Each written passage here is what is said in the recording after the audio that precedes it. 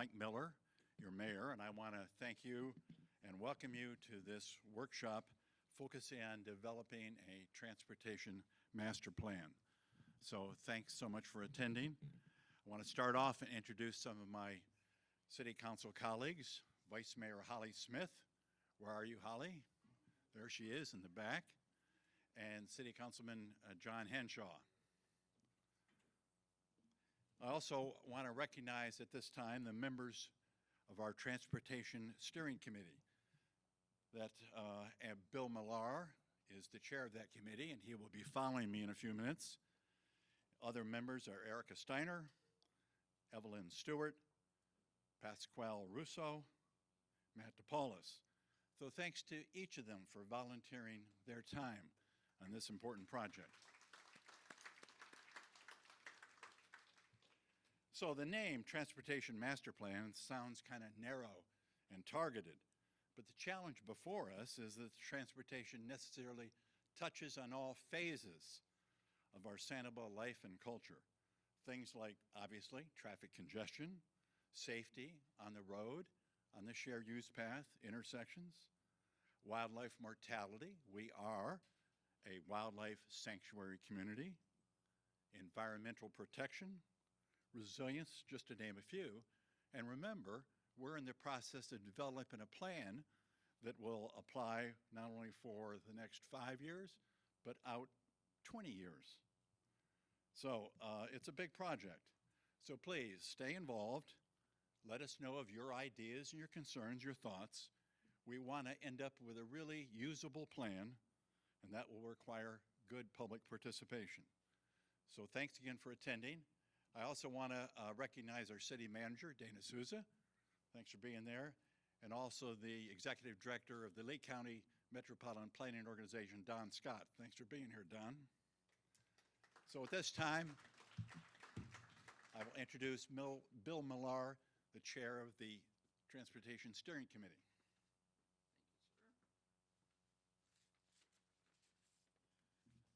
Good evening, and glad to have you with us. Appreciate that kind introduction, Mike, and appreciate the strong support that we've been getting from City Council as we move through our efforts to put together this master plan.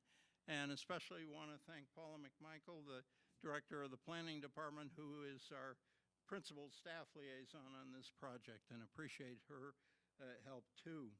As the mayor said, this master plan, you might first, well, I don't know much about transportation. As long as my driveway works and my car works and the road works, what do I care about the rest of it? Well, transportation, as the mayor explained, affects basically everything in life.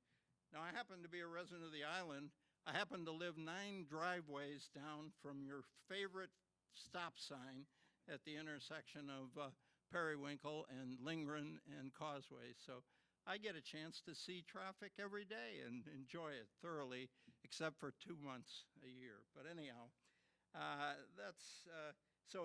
everyone who's on the steering committee is a local business person or a local person who lives here, a local person who's interested in this topic and has a stake in it. And I know just from when you occasionally read the stuff that people put on social media, they somehow think, well, this is a project that is controlled by all these outsiders and nothing's going to come of it. Well, at least the steering committee, I know I speak for, we're going to try to make sure that something does come of it, that it, as best it can, reflects the overall needs of the community, which, what does that mean? That means nobody's going to like it all, but hopefully enough people like enough of it that it's something that we can move forward with together. Now, you've got a lot of material in the back, and the consultants will tell you a little bit more about it. I think each of you was handed a little sheet that's a very brief summary of what some of the activities are. My guess, yeah, there's a email on there, so tonight is not the only night that we are seeking input from you. The steering committee meets periodically. I think our next meeting is set for in May. And we'll take public testimony directly, but you, as you'll see when you look at your sheet here, mailing it, emailing it, or giving it to the consultant is also a good thing to do. So with that, I'll introduce the principal members of the consulting team that are here. The leader of the group is Ned Bayer from Volkert Company. He's the principal project manager. With Ned is Chris Zupa, also from the Volkert Company, and he's a planner with the organization. And the person that you probably heard from several times and will several times more before we're all done is Melissa Martin. She has her own company called 24/7 Consultants. I think that's brave to name your company that. And she's in charge of the overall coordination of citizen involvement, making sure that when we say we want citizen involvement, that we mean it and that we get it. And so with that, I'll introduce Ned finally, and he'll take us through the rest of the evening's activities. Again, thank you for joining us tonight, and don't make this the last time we see you. Thanks very much.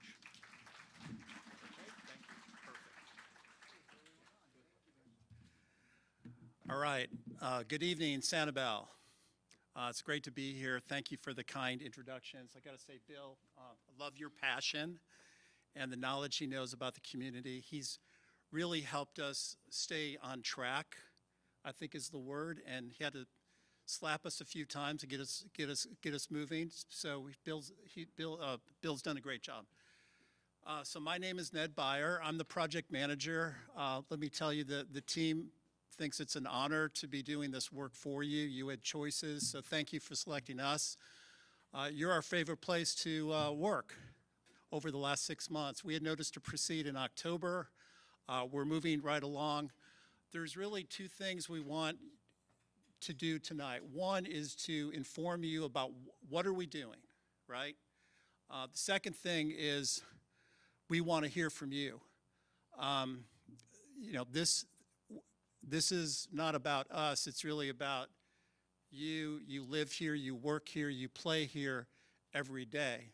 So you know the conditions on the street, on the bike path, on the shared use path, more than anyone.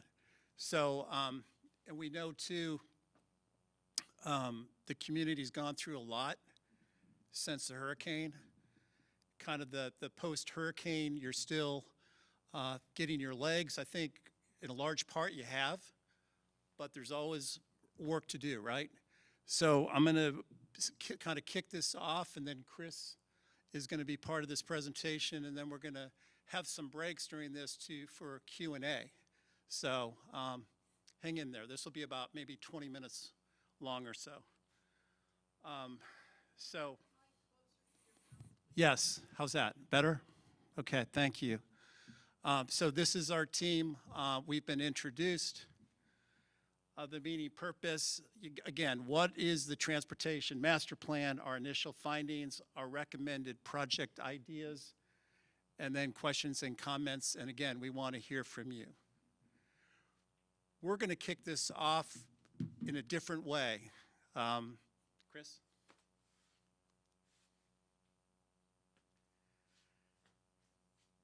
So we're showing this video. Number one, we've spent a lot of time in your community over the last few months, and you know, there's nothing like a picture that kind of demonstrates what the problem is, right? And it's pretty obvious here. You experience this every day, and we're in season now, right? So maybe it's a little bit worse, but there's still safety concerns 365 days a year. There's still, you know, traffic concerns, congestion concerns. There's a concern about wildlife being hit on your roadways. And I like this because this was just taken a couple weeks ago, I believe. And that's a great shot showing the causeway. There's periwinkle at Dixie Beach Boulevard.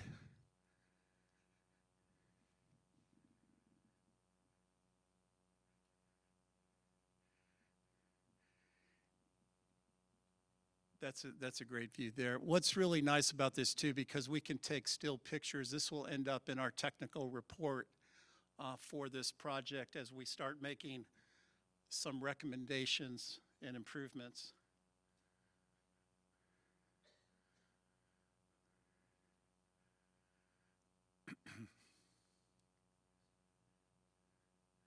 So we just got a couple more here.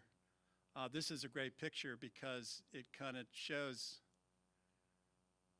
how it works with pedestrians conflicting or with cars. In that case, it was fine. But congestion, right? And that's a big part of the problem. So I think that's it. All right, kind of that as a lead-in. Okay, and actually it's already been presented really about what this plan is. It's both short-term and long-term. And so we're actually identifying projects. This will be capital projects, but it'll also be identifying policies and programs that we think would be beneficial for the city to implement. And it's really more of a guide. It's a guiding document. It's a living document. It will change. It'll be updated in the years ahead. And as mentioned before, it'll help the city leverage state and federal money for projects, which is always a good thing. And so what we're doing and what we've done a lot of over the last 5 or 6 months is assess your community today. You know, where's the congestion? What are the levels of service? Where are the crashes occurring? And then we've talked to a lot of people as well, which I'll get into later in the presentation. And then what will the Transportation Master Plan accomplish? We want the plan adopted by City Council. And we're actually, you know, we want an implementable plan. So one of the things we're going to do, we're going to identify the first 5 years. We're going to be very specific and attach monies or anticipated funds to projects. And that's not always done in a planning document, but I think that maybe will separate this out maybe from some other plans. So the steering committee, as mentioned, Mr. Millar is heading that up.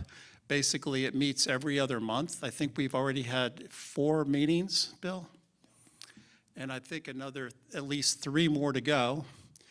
And they're at the city council chambers. They're open to the public. We have a public session where people can provide comments to us. And so it'll be our team making presentations of our technical work and having a check-in with the steering committee on are we on the right track, are we missing things. It's been very helpful for us. We've also have interviewed different community leaders, focus groups in the area, and I'll present that later in this presentation. This is the public workshop. We have, we're going to present both to the Planning Commission and to the City Council, of course, and council adoption later this year. And then, as mentioned, the implementation plan is really important with this. We're doing this work because we want to understand your community and what we can do to make it better in our transportation plan.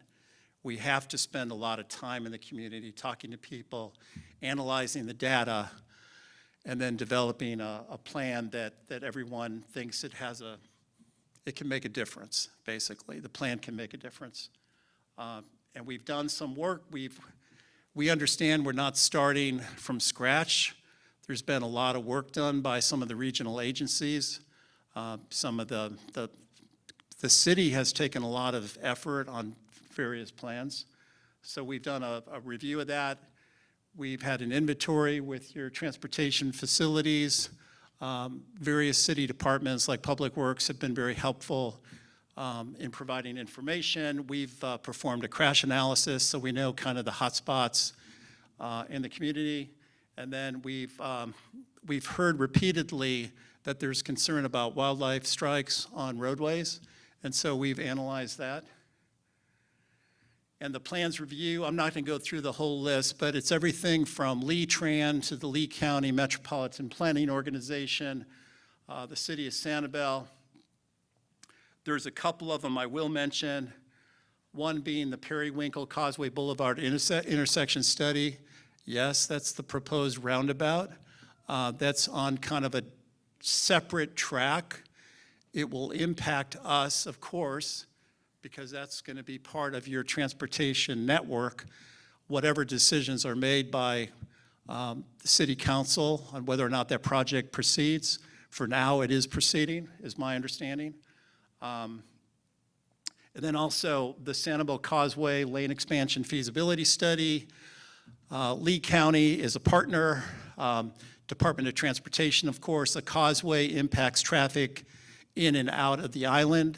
So that study analyzed what can be done on the causeway to provide some additional capacity and safety. For now, that's kind of on hold. That may change in the future. Those were two, more significant projects here. And then the other one here, just with your comprehensive plan, and we understand with your comp plan, it's being updated right now by a separate consultant team. We are interacting, we're coordinating with them, information and data. You just held a meeting here about a month ago in the same facility on the comprehensive plan. So it needs to be updated. I believe it's from 2012, I think is the current comp plan. So that's going to be updated. That'll make a real difference in the community because that's looking at land use and transportation and other facilities. There it is right now, the Sanibel Comprehensive Plan 2013. And then I think just worth mentioning is the City of Sanibel Long-Term Recovery Plan adopted in '24. And that's the result of course, post-hurricane recovery efforts, the funding available, federal government through Lee County. It's making a real difference in the community and funding some important projects. And then I'll mention also the Sanibel Shared Use Path Master Plan. We're well aware that the shared use path system is one of the crown jewels, so to speak, in the community. I can't wait to get on it, being a bicyclist myself. I'm real jealous of these people that are like riding right now this evening. But there are some improvements that can be made on the bike plan. So we're going to identify that in our study. Just a variety of work that's been underway. So with that, we're going to switch gears. Chris Zupas is going to make a presentation now and talk about some of the analysis work that we've done. He's got a series of maps that he's going to share with you and some of the results. But before he starts, are there any questions with anything I've said or anything you've seen so far? And we have a rover on the microphone coming your way, and then Thank you. Hi, I'm sure you probably have done this, but have you included the proposed increased density up in Captiva with regard to the traffic that we have already? Yeah, great question, and we've been talking about that with the steering committee. We're aware of it. We're analyzing the data, and Chris, why don't you take a stab at that? Yeah, we're aware of it. We're going to try to capture it somehow in the data, the traffic data, to kind of show that growth. We haven't done that analysis yet. So, and I can talk a little bit more about that when I get to this slide. But yes, to answer your question, we are. There was a gentleman down here in the first row, had a question.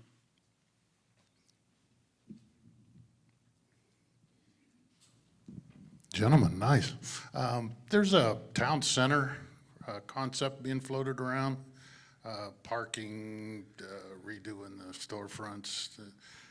I didn't see that in the list. Can that be just referenced or just zip through that and see if there's anything going on with the town center plan? Great question. Stay tuned. It's in the presentation, so we'll definitely talk about it.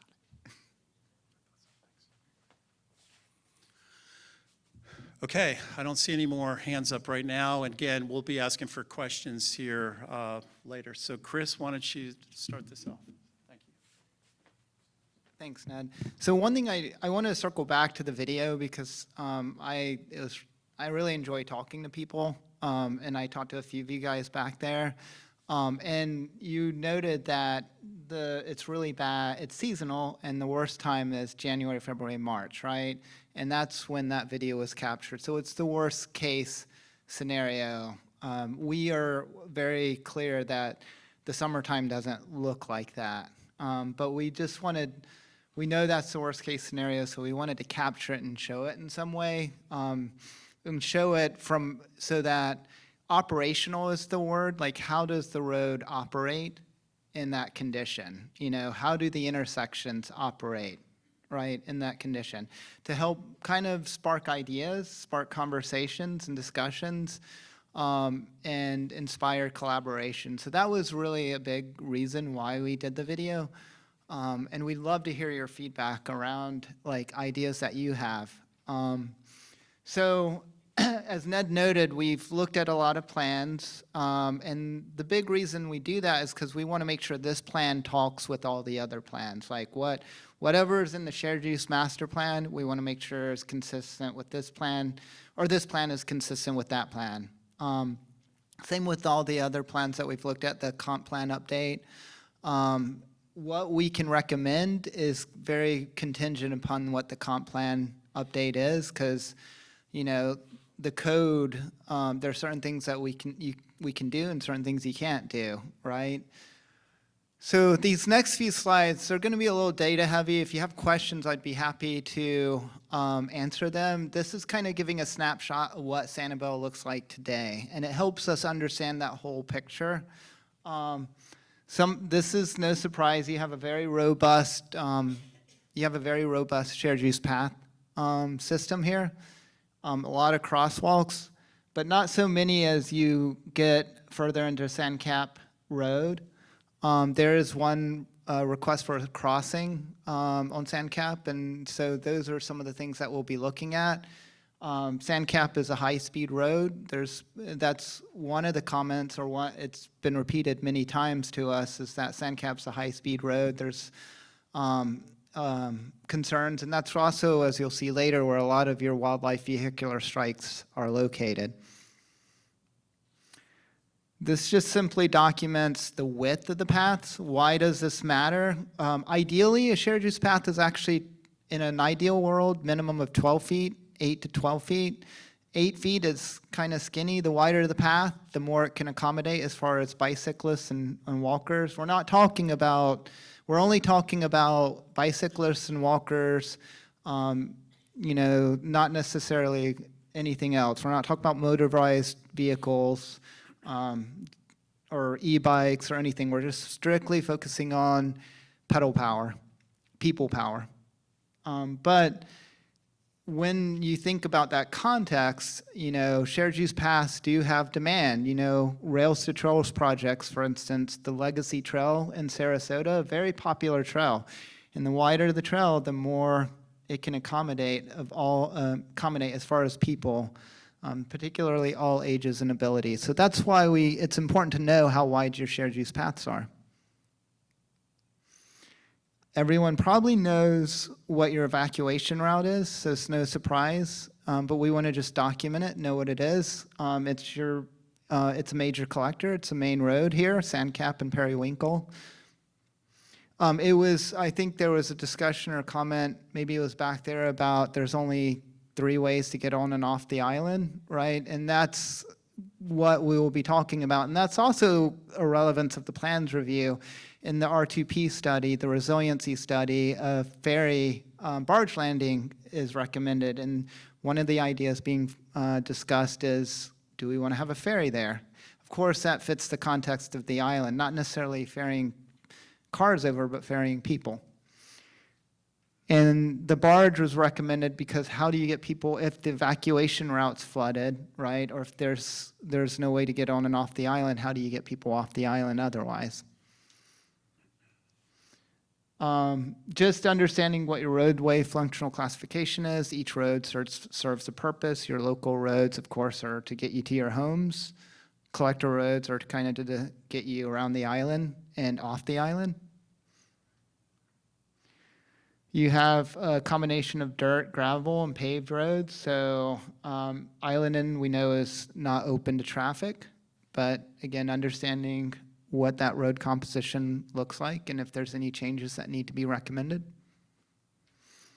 And just a little bit of more detailed information.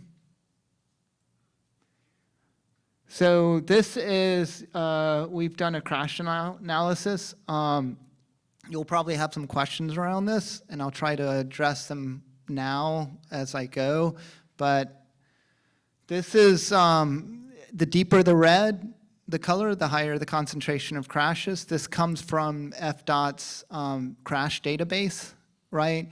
The crashes are reported to, from law enforcement to the database. So what's mapped is only what's in the database. Sanibel Police also records their own crashes, particularly on the shared use paths. I've looked at that data and had some conversations around it. That data captures like the near misses. It's a little bit harder to analyze. We haven't really dug into it. And there's not as many instances. But I want to kind of state that it does not include near misses that are reported to Sanibel but not reported to the database. So you can see it's probably no surprise to your residents here where your hotspots are, where your highest number of crashes are related to vehicles. This gets to vehicle crash fatalities and serious injuries in a 5-year period. There was 1 fatality. This is not a pedestrian or bicyclist fatality. This is a driver, I believe, if I remember correctly. And yes, I'm correct on that. And then going to pedestrian crashes, so no fatalities here, just 1 serious injury. And that, as you can see, is the red dot. And this is over a 5-year period. And the same with bicycle crashes. We're aware that there was a fatality on the island yesterday. This does not capture that. I don't even think that fatality would be reported to the FDOT.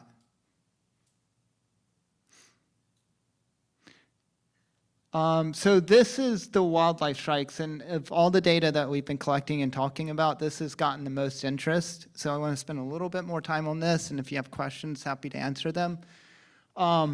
So this is your top 15. There's about 200, I think, listed in there, and there's, as you can see, about 1,700 wildlife vehicular strikes over about a 5-year period.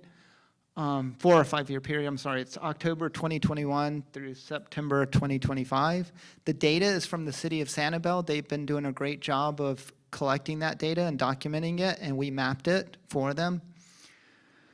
So the percentage, your eastern screech owl, that's your highest percentage of vehicular strikes with an animal. That's 11 or rounded up 12% of the total vehicular strikes.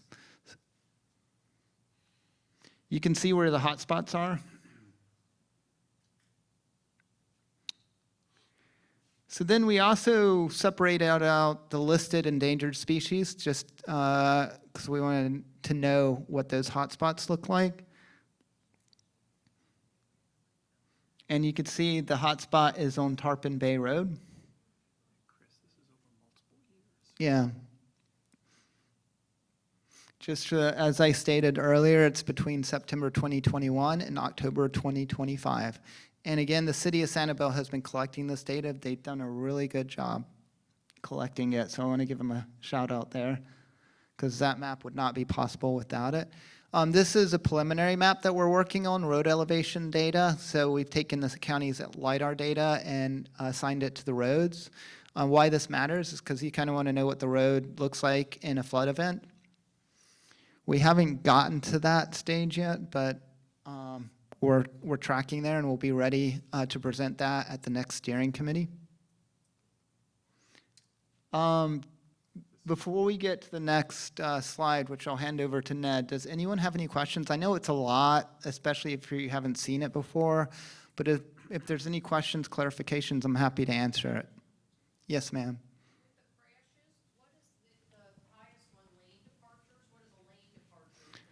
That's great. It could mean like swerving off the road, going around another vehicle.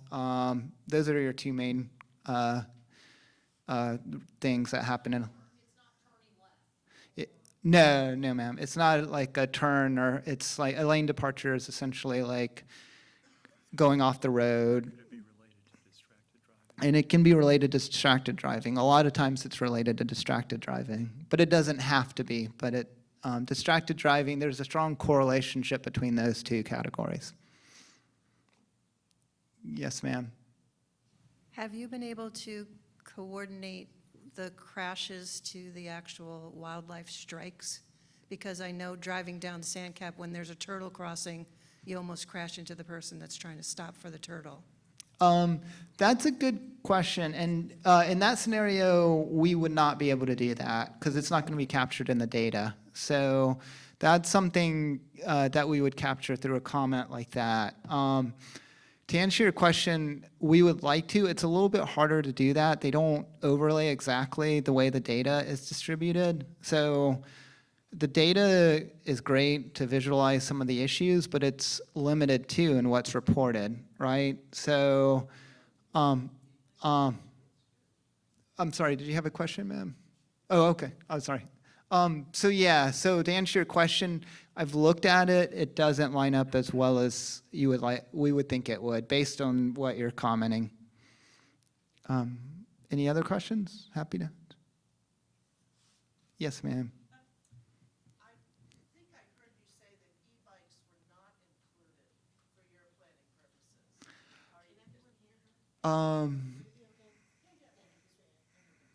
I thought I heard that you said that e-bikes were not going to be included to your planning purposes, or were not on that thing. That's a good, let me clarify that. That's not what if that was the way it was taken, that's not what I intended. What I was meaning is currently with the Sanibel today, right, and a shared use path, we're thinking pretty much pedal power, right? Because you know in the Sanibel plan. The way it is now, I just Oh. analyzed data at a main intersection, and 50% of the bikes last weekend at Jerry's were electric bikes. They're allowed on shared use passes, but there has to be a class 1 is what, so there might be some, and that's something that we're talking about as a part of the plan.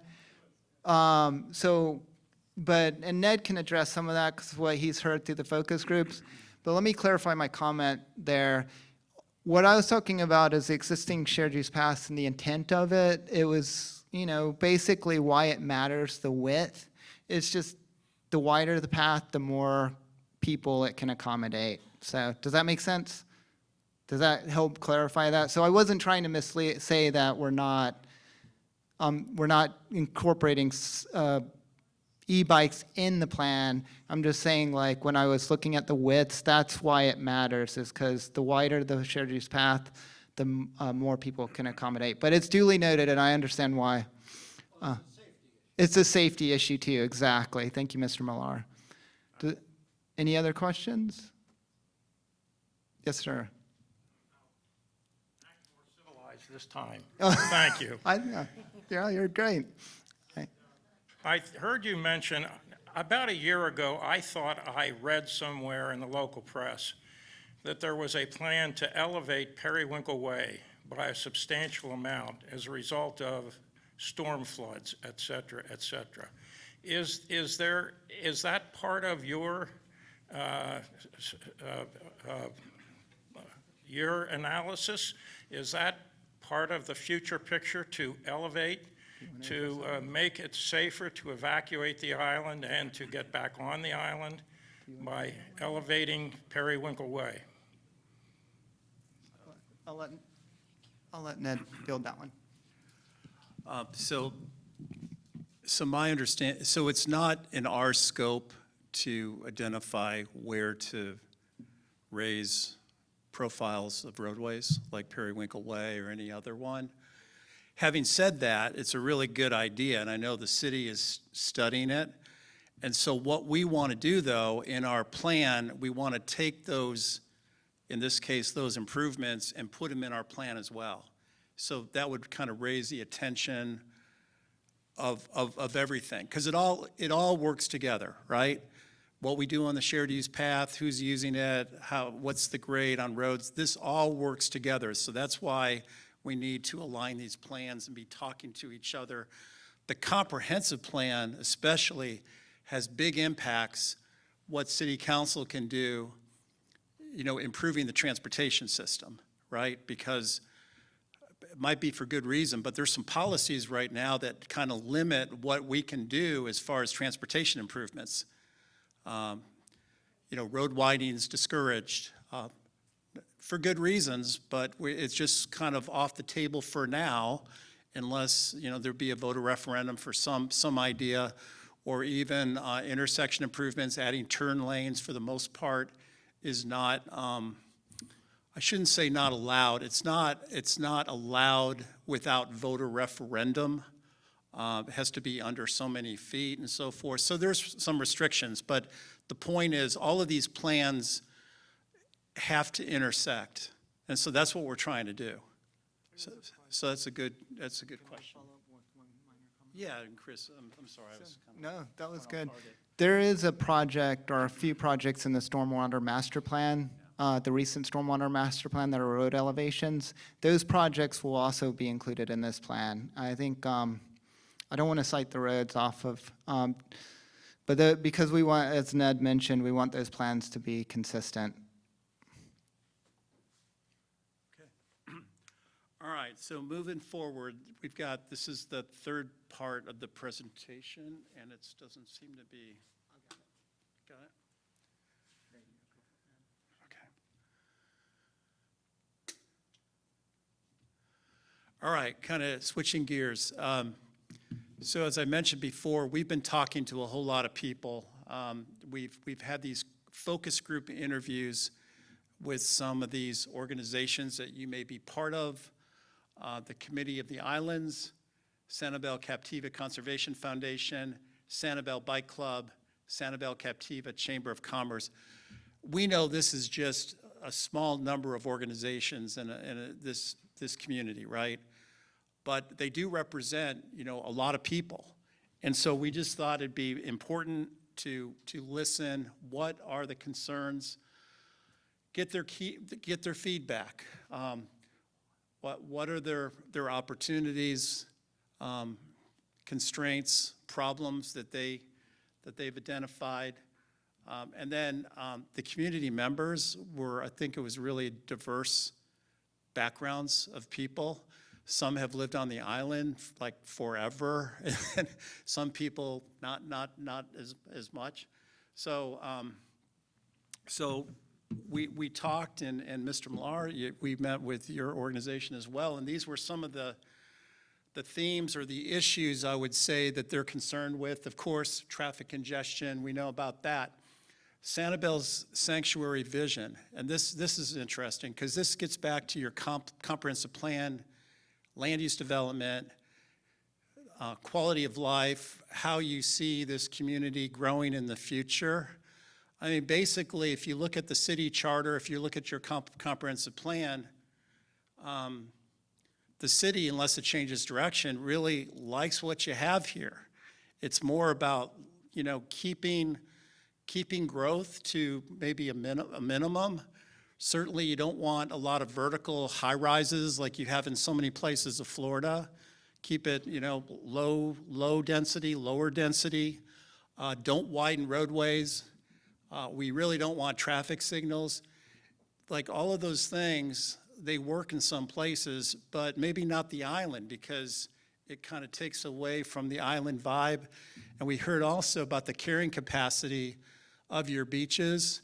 Like, even though you really appreciate tourists and people visiting for the economy, local businesses, you don't want to be overrun with everybody going to the beach on weekends and having a 5-mile backup on the causeway, right?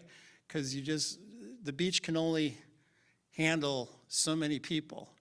So it's something to remember as we're building the transportation plan.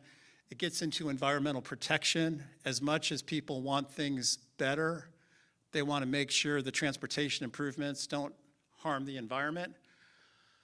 Mobility, just getting around, connectivity, the ease of walking to a school or to a restaurant, that's important, connectivity. And then, of course, safety. Yeah, we heard about the accident yesterday, which was awful. We hear about it way too much in Florida all the time. So that's another problem that's gonna have to be addressed by the city. Shared use path maintenance, that came up by a number of people. It's important. It's not just maintaining the roadways, but the shared use path system. It's great, but the maintenance needs to be at a high standard. Visibility and lighting, that was mentioned by a number of people.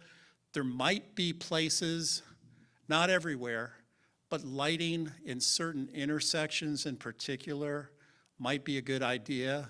That's something that we are looking at.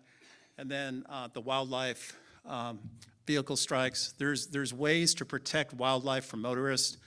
There's culverts under the under the roadway that different wildlife critters will use.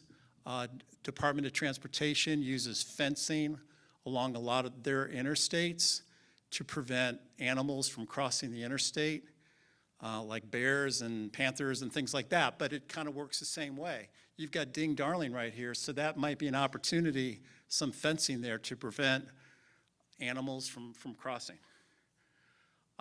So, taking the input that we've heard from the steering committee, from our website comments, from this meeting, staff documents, these are some ideas that we are now, over this next month, we're gonna put some detail about these ideas, like what's the cost and where on the island does it make sense to have, for example, a water taxi, right? So we're looking at that.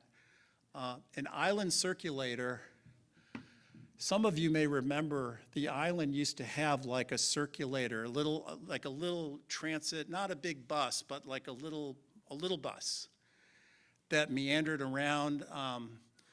My understanding, it was more in the restaurants, connecting the shopping centers. It was on a fixed route, but it did this. And my understanding, it was mostly privately funded. So that's something is that a good idea now? Quite a few people think it is. And then, I'll back it up here. The other one I'll mention, the need for new commercial parking in the town center area. And we're not talking about a big parking garage or anything. We're talking about on-street parking. But several people have identified that as a need for us to look at. And then we had some ideas to shared use path gaps. So there are some gaps in the system, and just a question in a second. And then dynamic messaging boards, elevated roadways, and then a bunch of ideas for safety improvements. I think of every focus group that we had, and I attended the focus group with Melissa, and Paula was at several of them. We heard all about the need for crosswalks, slowing traffic down, again, street lighting plan. And this is kind of interesting, a pull-off for lower speed travel. And this would be, you see this on Florida highways sometimes, where it might be a 2-lane roadway, and there might be like a quarter mile, there might be an extra lane on the outside where the slow traffic is supposed to go. Like I was thinking here in Sanibel, especially for delivery trucks, which you have a lot of, if they could pull over on the side. It was mentioned that might be a place that people that use golf carts, might be a good idea for them to pull over sometimes if, keep the higher speed traffic going. So those are just sort of concept ideas.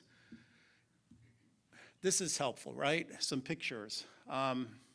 So this is kind of what we're talking about. And this is still a little bit bigger than I would imagine on the island. I'm thinking more of a water taxi that I've seen in communities. A water taxi might just have like 8, 10 passengers back and forth. Of course, messaging boards. And this is like the island circulator, but I've even seen circulators in areas like this that they're open air. They're almost like big golf carts. I mean, I've seen them in different places. I think Anna Maria Island has something like that. I think in Tarpon Springs or something like that. There's a number of communities that have done things like that.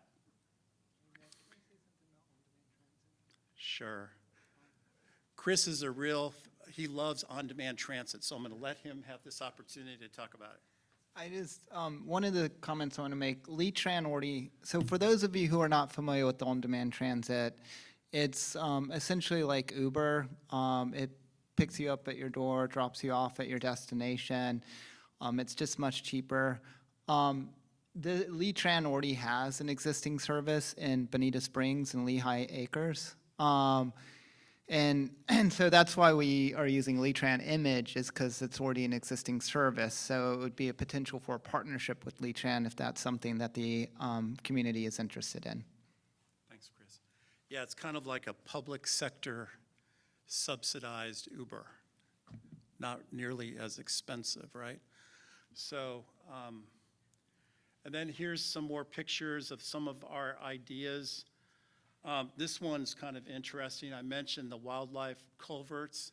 I mean, these culverts under the highway, as simple as that, animals use them. And Department of Transportation in Florida, I mean, they're doing a lot of this, and some of these are significantly bigger, so larger animals can go under. And they actually put video cameras underneath to document the usage, and it's amazing. And you got them up and down Alligator Alley. I know on Interstate 75 in Lee County, Collier County, there's a number of places where they're doing fencing, culverts, and then Department of Transportation is actually doing some wildlife crossings above ground. There's 2 on Interstate 4 between Tampa and Orlando right now under construction in Polk County, which is amazing. It's going to make a big difference. And then, traffic calming, slowing traffic down. We heard a lot of comments about that. You either love it or you hate it. It's one of those things. And I think most people think slowing traffic down is a good idea, makes it safer. The speed humps, they're not real popular, honestly. I hate them, honestly. I'm driving around, I don't like them, but I do think they're effective to slow traffic down. And then finally, I mentioned the pull-offs. Sorry here. This pull-off here, that's an example. It probably would be paved, the pull-offs that we're talking about, so. Sure. And then we know we're getting long, so we just got like another 2 minutes here, then we're going to ask for more questions. So with traffic calming, there's multiple ways to do it, right? So it doesn't have to be speed humps. It doesn't have to be the ruts in the road. Those are noisy, and they're not comfortable for your car when you're driving. Some things could be like a chevron to help let you know. Other things could be like landscaping, right? Chicanes. I know we've talked about that in our steering committee.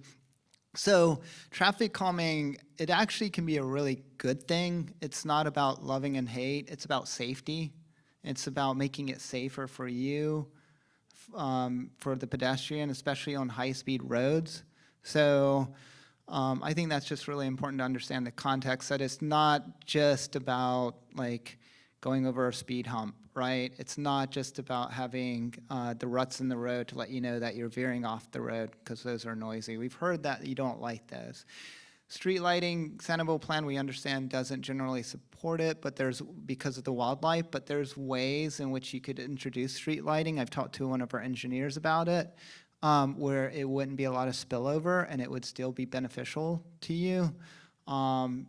So that's something to consider. It doesn't have to be bright streetlights. It could be streetlights that are designed for the context of Sanibel that keep the light focused on the street and they don't spill out and they're not distracting for the wildlife. So just wanted to bring that up to hopefully to help you understand the project ideas a little bit better. Thank you. Thanks, Chris. Yeah, we're about done here. I'm going to pass over this real quick and just talk about next steps.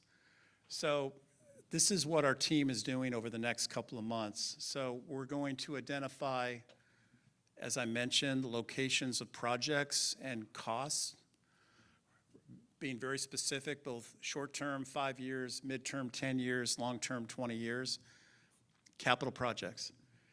We're going to then prioritize the projects using criteria that the study team put together, but we will also have the steering committee weigh in on the criteria, if it makes sense. Developing a funding plan. I mean, one benefit of hiring people like us, we do these plans in multiple communities, and so we have some experience working with state DOT, federal government. We track what different grant opportunities are available for projects, and so we're going to do the same for you. And then, as I mentioned, if there's any policies or programs, especially with the comprehensive plan has a transportation element, so we're going to work with that study team to make sure that we understand, and there's some coordination there, that they're not doing anything that isn't consistent with what we're doing. We want the plans to align as much as they can.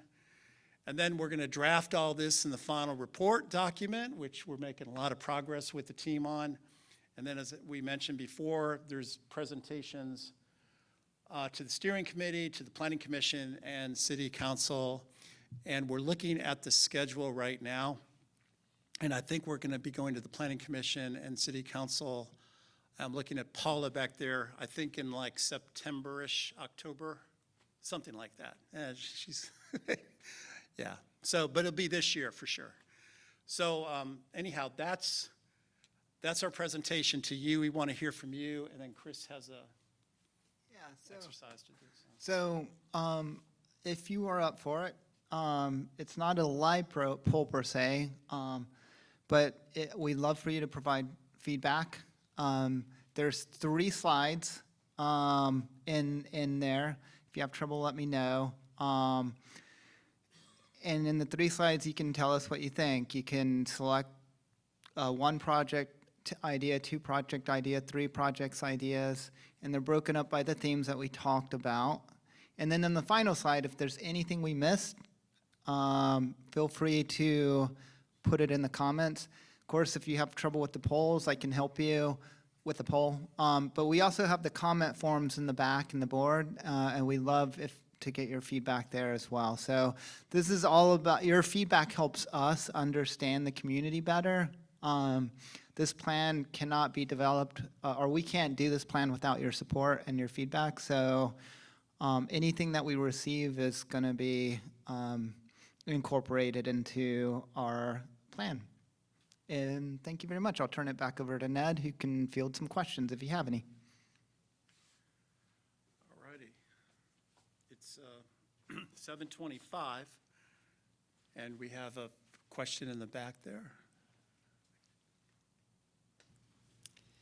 Yeah, thank you for the presentation and for the outlining of the different project categories. It was helpful to sort of see it in those buckets.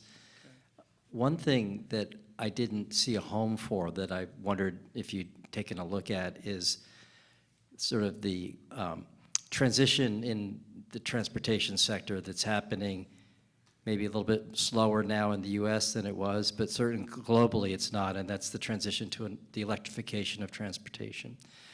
And as an EV owner, when I'm at home, a level 2 charging is fine. But when I travel, it's useless, essentially. And you know, Florida is already the state in the southeast with the highest number of EVs, and that's only going to continue to increase over time.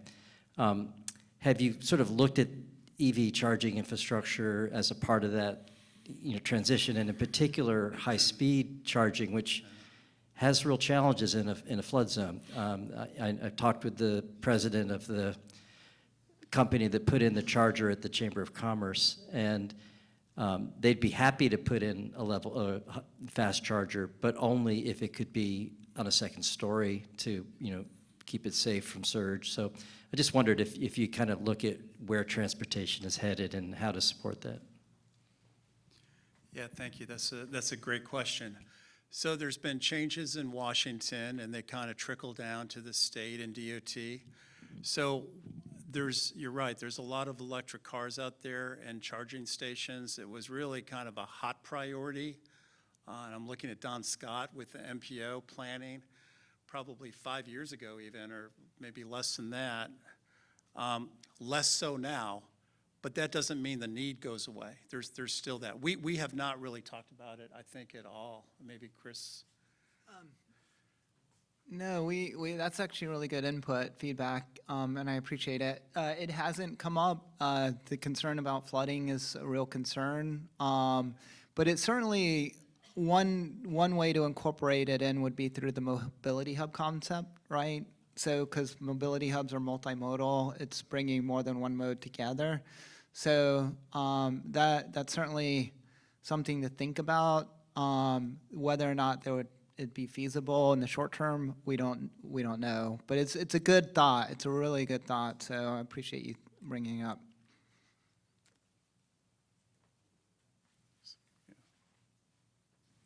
How will, if Sanibel makes changes to improve traffic, roundabouts, causeways, all those things, could that just allow more tourism into the city, adding just more cars in total? So how do we limit to a reasonable level the total amount of traffic? Thank you. Yeah. Mr. Millar was shaking his head, yep. I mean, you nailed it. That's the problem. If you make it too easy to get on the island, things are just going to probably get worse. You're just going to attract more and more congestion. So there's a sweet spot, which I don't know what it is, but that's, I think, what we're trying to find with, some improvements, but not, we're not going to, recommend Periwinkle should be 6-lane roadway or anything, anything like that. So it's kind of like, yeah, that's the issue. Yeah. It's a great question. There's a term for that in transportation planning. It's called traffic inducement. It's building a facility where the demand doesn't necessarily exist, but it encourages the demand, and then it gets worse. So the road widening doesn't necessarily make it better. It's worse. So, we're limited by that. But the focus really, I think the word that I like to think about when planning and communicating is mobility. How do you move people through the island as efficiently and effectively as possible? I think what the expectations with this plan is in those 3 months, I don't know if we'll be able to solve the congestion 100%. That's just being real with it. But there's ideas to maybe where we can make it a little bit better through mobility and make it more easier for people to move about the island during that travel time. So does that answer your question? Yeah. One of the things that we've received in terms of public input, for example, some people, not many people, because it's not very popular yet, believe in prices. There really is only one practical way to get on the island for most people, and that's the causeway. And so some of the suggestions that we've received include ideas for maybe there ought to be variable pricing at the toll booth. Maybe if you're a resident or you've rented for the month of someone's home on here, you get a certain price. Maybe if you come before 10 o'clock in the morning just to be a looky-loo or a day tripper or a person who enjoys it, maybe you pay a lot more for that. I heard one guy tell me, well, if you did it that way, and then suppose the person agreed that Well, they wouldn't leave the island before 6 o'clock. And if they went to one of our local businesses and spent X, whatever X is, they get a credit equal to what they paid in the higher toll. And of course, the question is, how much, one, will people understand a system like that? Two, what would it take to really move somebody economically? But as the consultant said, I won't say it's outside the scope of the study, but I would say it's definitely over here as compared to what most of the things that are being looked at. So if there are ideas that you have, many of you came from other places that may do things slightly different than what we do on the island. If you've got some ideas, please submit them to us so we could look at it and think about it. Because certainly, as the questioner said, we understand that's a potential problem. And, you know, I hesitate to, I won't even go that direction. It's a problem. You want to make sure the island keeps the character that we all appreciate. Also got to make sure that enough people can get to our businesses so that the business base that we need in this community can prosper.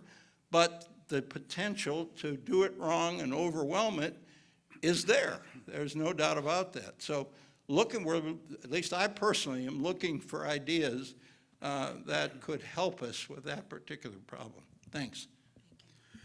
Thank you. And I was just going to say one other thing. The causeways, you know, we've heard time and again, it's a choke point of getting off the island.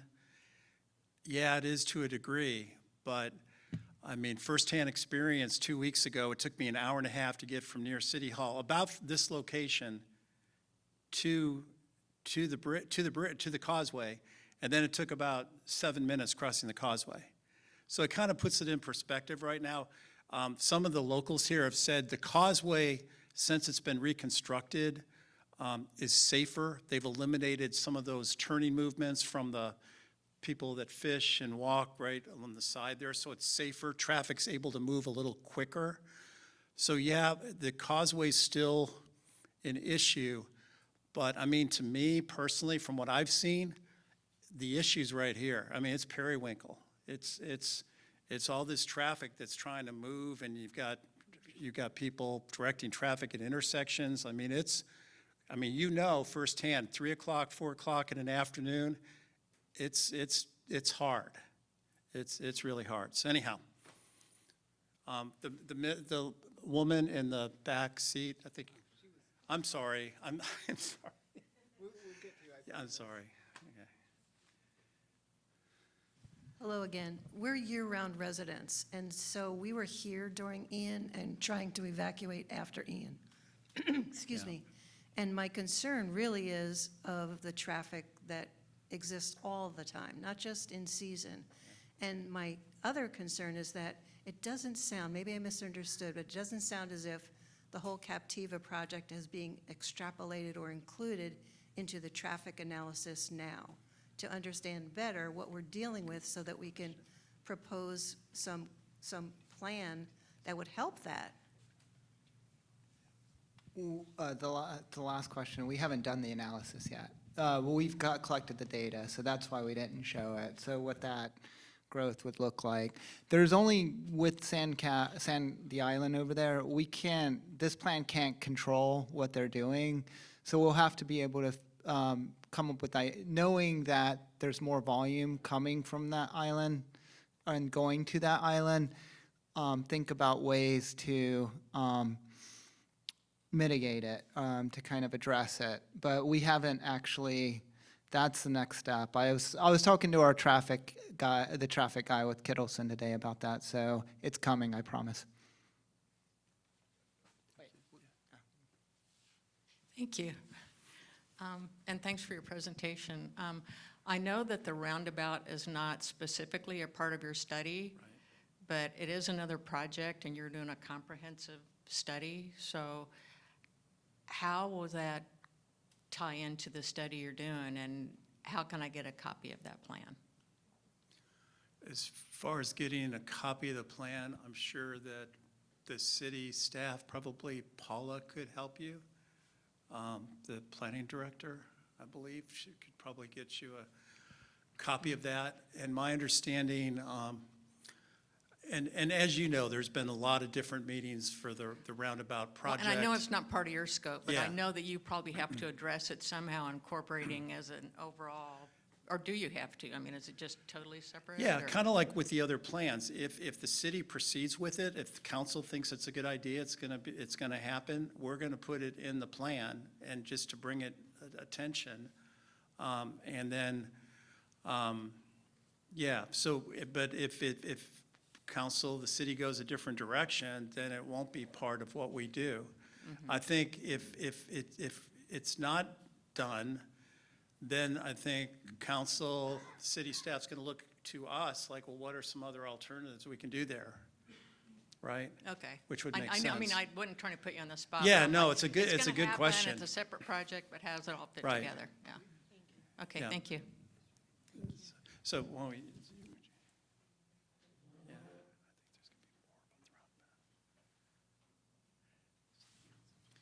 Hi, looking at that project for the roundabout being in your scope, somewhere in your scope, do you, in your analysis, find it a good idea or not? If there's a backup at Periwinkle intersection, Yeah. how is a roundabout going to move the traffic any faster off the island than it is now? Did you analyze that, and what's your take on it? well, I did not personally analyze it. We're not scoped to analyze it, to answer your question. I've got some, personal, professional views about it, which I don't mind sharing, honestly, because this is a public project. I think it does more good than not. Is it perfect? No. When I first saw the image of the roundabout, I thought it was a little bit maybe too large for that intersection. But I do think it would move traffic. And I don't believe the causeway is as much of a choke point as it used to be when you're leaving the island. Yeah, it slows down, but that's not your biggest problem on the island. It's Periwinkle. So that's just my kind of a personal, professional viewpoint. I know your city council's dealing with it. I think council, my understanding, they're kind of giving nods, like, we'll do a little bit more work, and trying to figure out if it's the best way to go. But I think it's a very doable project. It'll be interesting to see what the final design is, because it's really important to make roundabouts safe for people biking and walking. That's sometimes a concern. Can I follow up real quickly? So if the city council were to want the roundabout included in the plan, it would be included probably as a midterm or long 5-year or 10-year project. But as far as the feasibility of it, that's not something this plan will be addressing. So we're not scoped to do a feasibility analysis. It's a plan, so it's identifying a project idea, and then the next step would be whether or not it's cost feasible. So if that makes sense, or feasible, not cost feasible, but feasible.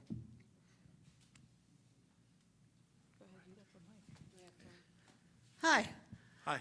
I'm wondering, has there ever been a study of what happens to the cars that are heading off the causeway after they come through Periwinkle and Lingram? If you watch the causeway, when people are leaving, there's 5, 6, 7, 8, 9, 10 cars between every single car on that causeway. And there is so much space for more cars. Is the problem at the intersection? The city is requesting that people travel down Periwinkle, okay? I live in the dunes, so I got a big problem. But if I'm gonna travel down Periwinkle, I don't wanna see, them stopping Periwinkle to let 5 cars through. It happens all the time. It's not efficient. You're talking about a 3-month problem, and all this money and all these studies. Has anyone ever studied what happens to the cars once they make it through that intersection? That's a good- And when you go through the toll booth, once you've made it through all that traffic, Yeah. it's wide open. There's nothing there. Right, exactly. So I think you're talking about like an origin destination study, like where people are headed when they're going off the island, and it like a traffic flow study, and not to put Mr. Don Scott on the but you may know something about it. Gaps. Okay, I see what you're saying. So every time I come to Sanibel, I'm not aware of a study. Don, you may be aware of a study that's been done. So that's hard to capture like in the data. So I've been trying to observe it because it's fascinated me. And what I've observed is, one, the speed limit on the causeway is 35 miles an hour.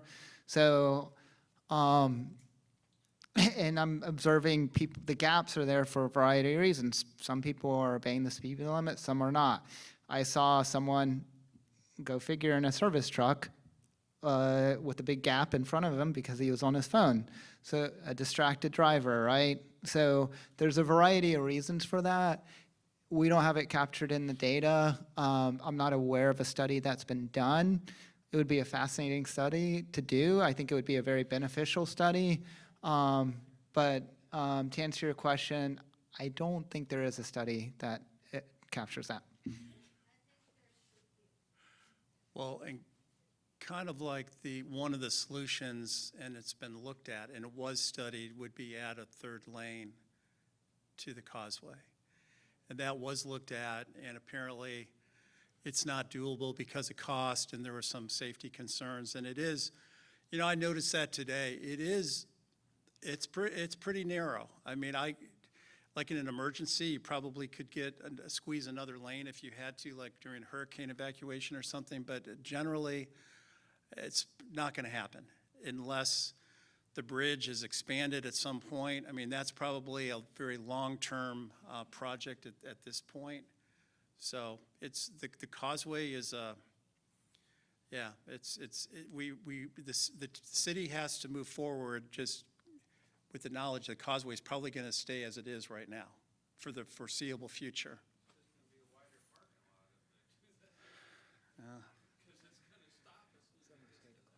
Yeah, yeah. So it's almost 8 o'clock. We got time for a few more questions. Maybe, well, yeah. Yes, sir. They were talking about a traffic study. I'm just wondering how many traffic studies have been done over the last 50 years, 10 years increments? Yeah. For example, when the drawbridge was there, and the toll booth was pay, slowed people down coming here, but it slowed people going off the island just as much when there was a drawbridge. Yeah. The fact that so many of the resorts and condos that are still not open yet, that's traffic that you don't have. Yeah. Where I think if those places were open right now, you might have less traffic because you'd have more people staying on island and not going off. Rather than just You day have more people trippers. visiting right now. Yeah. Because it's not possible for them to all stay here because there's not enough locations open. But, That's a good point. but and I think it's a good thing that you have this traffic problem right now because at least the revenue's coming into the city and more people are on the island to look to come back in the future. Just my comments. Yeah, well, that's a good comment, and we heard that traffic's prosperity, and it's good for the businesses, and so it's sort of a middle ground. You want traffic, you just want to make it safe and as possible, so, sure. Hi, I've got a question about technology. All the locals here know all the back roads, the way to get around, and so do the tourists because of Waze and Google Maps. Have you worked with other communities to work with those technology providers to come up with best practices, or is that a complete out-of-control situation that the communities haven't been able to help regulate that Because obviously we have best practices on the ways that we want traffic to flow. Ideally, the locals would be able to get around the way that we all know how to get around, but that those apps would direct the tourists to go the paths that we want the majority of that traffic to go. Have you had any experience working with the communities on those issues and the technology providers? I have not. I just know that sometimes Google Maps takes me through places I shouldn't belong. And so maybe Waze is different. Google Maps, I don't know. But Chris, we're not. Yeah, we don't, and that would be a tough one to work with those providers because they're serving their customer base, and that's to get people from point A to B as quick as possible. So that's an interesting point. It's worth exploring, but the short answer is no. And it's not typical that a plan like this would, but it's a good point and it's one that I haven't heard before. All right, I just see one more question maybe, so. Sorry, one more. So do you have within your scope a look at bike lanes for the streets? Because that could get some people off the shared path. And we have a lot of electric bikes, not just class ones. Yeah. In fact, in our neighborhood, that's where the fatality was yesterday. So Yeah, yes, it was. we are wondering, we know it won't happen in residential areas, but perhaps on Periwinkle and Sandcap, there should be a bike lane? Yeah, we're going to look at that, yes. Yeah. So we got maybe like two more questions and then. Just a quick question. Now that you allow e-bikes on the path, are segways allowed on the path? I know they were banned, but why are they banned if there's e-bikes on the path? Well, we're not really involved in that discussion. I know, I believe the city Oh, it's a is city. Okay, more thank you. involved with making the decisions on their policies and regulations in terms of that. So, yeah. I think I could probably answer the question about segways. I'm guilty of being the guys that had segways. No, they're not allowed on the shared use pave. Also, the class 3 e-bikes are not allowed on the shared use pave. That does not mean people are not using them. Younger people, there's a lot of things on the shared use pave that are not allowed to be on them, but at this time, they're sort of falling through the loophole. And I think you guys are doing a great job, and Sanibel is Sanibel. People love to come here, and you've got a really tough job ahead of you, and so my hands go down to you. Thank you. We're going to buy that gentleman a cup of coffee here on the way out. He's a plant. No. Thank you, sir. That's appreciated. We've got one more question, and then it's about, it's getting late, 8:30. Yes, I wouldn't want to know what the true answers are because it's going to be a hard road to figure out how to make things better. I was looking at the symbols you have for the water taxis, and I can't quite imagine having a dock at Blind Pass and at the end of Dixie Beach Road were the two places that I took note. And I also noted that north of us, you had like 5 symbols over in Pine Island. Are they aware of this plan? So we're not saying you should have a dock just like this. We were saying a smaller vehicle, ferry size, relatively smaller. It still would need a dock. It would need a dock, yeah. What the dock design would look like, that would come in a design phase, so. But I'm more concerned about bringing people in from St. James City. Yeah. All valid. Yeah. And as far as Pine Island Road, what was your comment around Pine Island? On your pictures, you had 5 symbols on the map of 5 water taxis up in Pine Island. Those are That's what I'm those are talking about. There's existing. 4 of them. Those are existing docks, and that comes from, I think, either the city or the county. Yeah, that has nothing to do. Those are existing docks that boaters can use. A boat ramp, there you go. Perfect. Oh, it doesn't? Well, there you go. I didn't know that. We can remove that if that's the case. It's an existing data set that we use just to map, to kind of show kind of not to get too fancy with the words, but multimodal connectivity or lack of. Yeah, but these locations probably wouldn't have anything to do with the water taxi. So, May not. We don't know yet. yeah, yeah. All right, guys, it's getting late. Really appreciate all your comments and coming out here tonight, so thank you very much. Thank you. And if you have any comments, there's comment cards in the back, or you could contact us, contact Melissa or myself. I think our contact information is there. I have a business card at the front table, so thank you again.